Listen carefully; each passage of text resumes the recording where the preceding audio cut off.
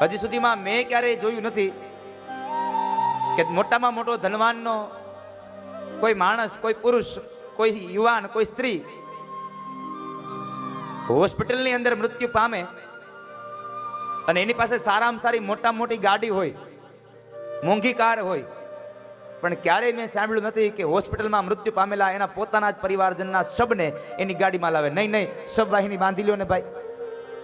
કારણ ત્યાં સંબંધ પૂરો થયો. એક જીવ નીકળી જાય એટલે આ શરીર સાથે આપણો સંબંધ પૂરો થઈ જાય. આપણે તરત ડરીએ, હવે શબને આપણી ગાડીમાં ન લઈ જવાય. એ શબ થઈ ગયું, કારણ એમાંથી જીવ નીકળી ગયો, પરમાત્મા નીકળી ગયો, અંશી નીકળી ગયો છે. સાંજના સમયે મૃત્યુ થયું હોય ને કદાચ આખી રાત શબને ઘરમાં રાખવાનું થાય ને, તો એ જ શબ, જે બાપ છે, એ બાપનો સગો દીકરો આખી રાત શબ પાસે ન બેસે, ડરે. એ પત્ની પણ ન આવે, ડરે. કારણ હવે મારો સંબંધ પૂરો થયો છે.